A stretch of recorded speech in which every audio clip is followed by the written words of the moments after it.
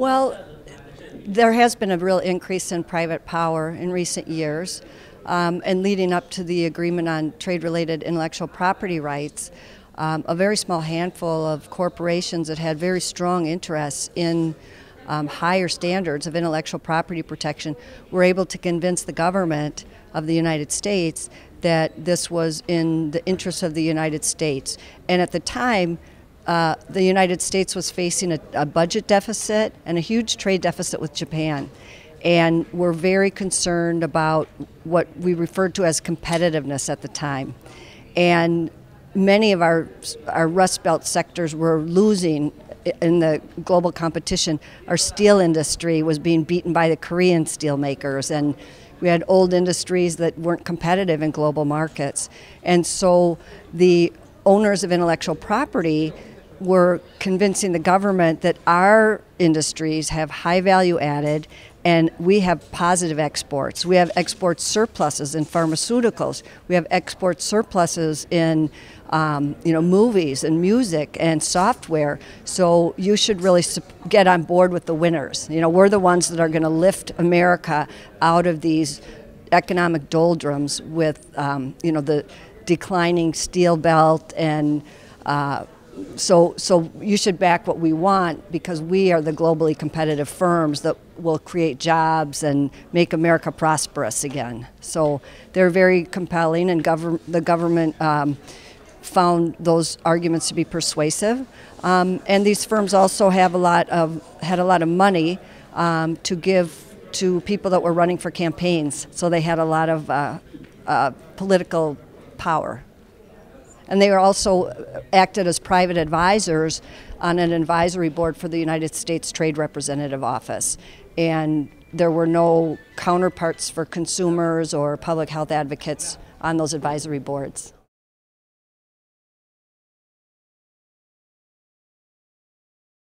Well, I think it's important to think about intellectual property as something that can help to incentivize creation and dissemination. But for countries that are earlier stages of economic development, they may want to use the flexibilities that are available to them in international agreements that give them policy space to design public policies, of which intellectual property is a part, but not the whole thing, that will promote their strengths in certain sectors. They might want to protect those sectors very much, and then sectors that they're trying to develop, they might exercise their policy space and have more relaxed standards so that they're free to reverse engineer, free to use open source methods for innovation, and make be very clear what the public purpose of the policy is. That we want to increase access to medicines. There are a lot of flexibilities that can allow you to do that. So it's availing yourself of those things and designing an innovation policy that works for your unique context, because one size never fits all, and it never fits anyone very well. And but there is room to try different approaches.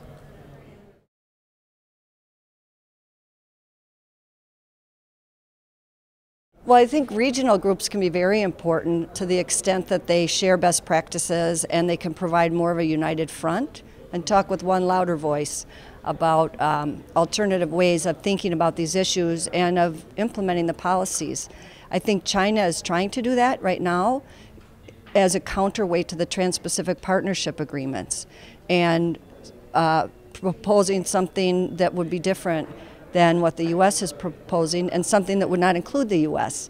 As a counterweight. So in the 1960s and 70s, for example, the Andean Pact had very good policies designed to encourage technology transfer. And so I think looking, again, historically at how some countries have been able to use rules, although the rules have gotten much more stringent than they used to be, but how they can use a mixture of rules and incentives to promote economic development. But I think, again, looking at empirical examples of where did it work, how did it work, and pieces that you can borrow from other countries that seem to do it well, that would fit your situation better than the United States rules.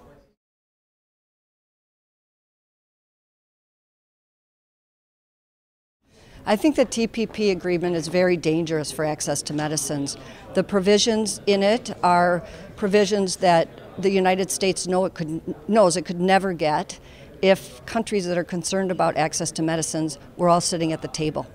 China's not there, India's not there, Brazil's not there, Argentina's not there, Thailand's not there, Indonesia's not there, and those are the very countries that the United States is targeting with Trans-Pacific Partnership. They know if they were in the World Trade Organization or World Intellectual Property Organization, they could not get these higher standards because those are multilateral.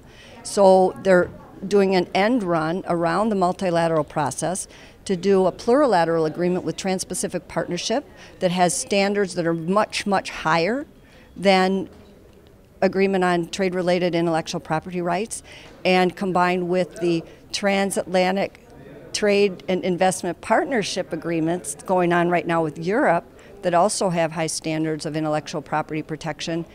The strategy of the rights holders is if we can achieve these two agreements, that will capture about 80% of the world economy, and China, Brazil, India, Thailand, all the countries that the U.S. is focusing on and wanting to get these higher standards thrust upon them, they will have no choice but to sign up to this agreement and be bound by this, even though it's definitely not in their interest.